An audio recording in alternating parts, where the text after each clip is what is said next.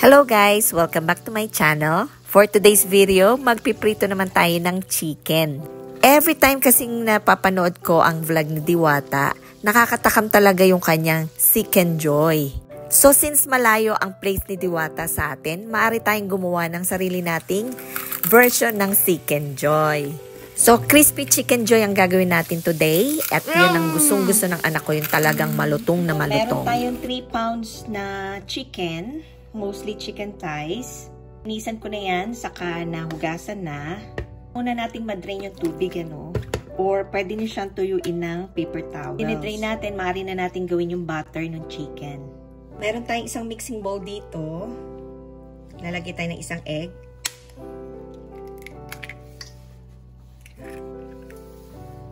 Tapos meron akong cold milk. Maglalagay tayo ng mga 2 cups. Napansin ko yung kay Diwata, medyo binoboil na nila yung chicken since malaki yung mga chicken nila, jumbo talaga. Ito namang version natin ay maliliit na chicken lang. Yan. Sa akin, pag sa milk natin i-marinate yung ating chicken, parang mas malinamnam saka mas malasa siya. Siyempre, lalagyan din natin yan ng seasoning, no? So, meron tayo ditong salt, mga 2 teaspoon to or 1 tablespoon. Tapos, meron akong paprika, mga 1 teaspoon lang to. Medyo para magkaroon ng konting kulay. Meron din ako mga 1 tablespoon ng chicken seasoning. Hindi ko lang alam kung meron ito sa Pilipinas, pero meron din naman sigurong ibang seasoning na pwede kayong gamitin para sa chicken, ano? So 1 teaspoon lang din yan. Maglalagay din ako ng mga 1 tablespoon ng garlic powder. And maglalagay din ako ng onion powder. Mga 1 teaspoon lang, no? Hindi naman kailangan ganun kadami. Pero malasa na yan. Ayan. Then meron tayong half a teaspoon of ground black pepper. Konti lang. Medyo ayaw ng anak ko ng masyadong ma-pepper. Kaya half a teaspoon lang. Tapos yan, lalagyan na natin ng all-purpose flour. Mga half cup lang. Konti lang na may lulutuin natin. Half lang. Ayan. So, ayan. Haluin lang natin mabuti. After nating mahalo ang ating butter, lalagyan na natin ang ating chicken. Kita nyo na drain na yan. Para po sa mga viewers natin na hindi pa nakaka-subscribe sa ating channel, welcome na welcome po kayong lahat. Thank you! So, ayan.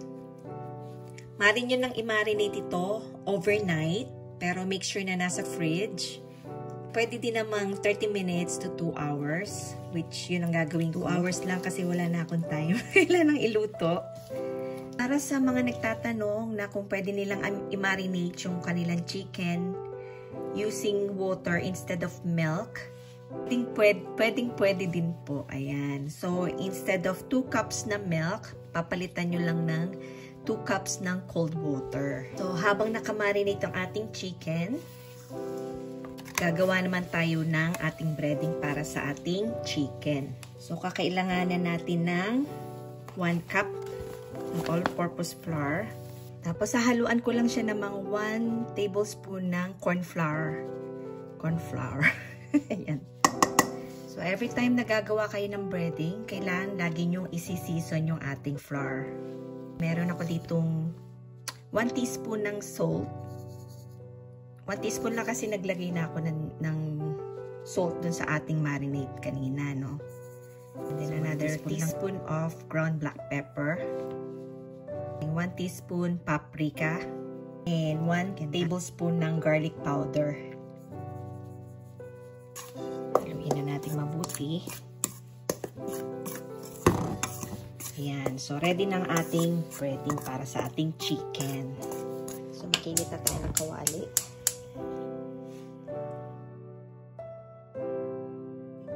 So, i-deep fry natin yung ating mga chicken. Make sure lang na mainit ang ating kawali bago nyo ilagay mantika. And mainit din yung ating cooking oil. Magta-transfer lang ako ng breading natin sa isang lalagyan para hindi lahat mababasa, ano? Iro-roll lang natin yung ating chicken sa breading. Make sure lang na tanggalin natin yung excess na breading. Tapos diretsong prito na yan.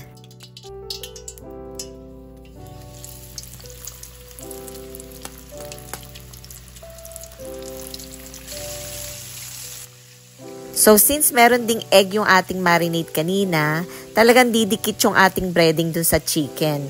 So ang kalalabasan niyan, talagang super crispy ang ating chicken and very juicy inside.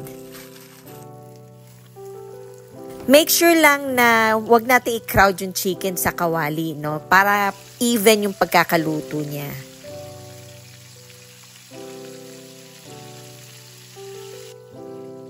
Ayan, so nakaluto na tayo. Medyo mapula yung ating chicken since naglagay tayo ng paprika. So, I hope nagustuhan yung ating recipe for today. Napakadali lang na ating recipe, napakadali lang lutuin. And syempre, paborito ng lahat yan, paborito ng mga bata. And that's it for today. Thank you so much for watching and I hope to see you all soon. Bye for now! Yummy?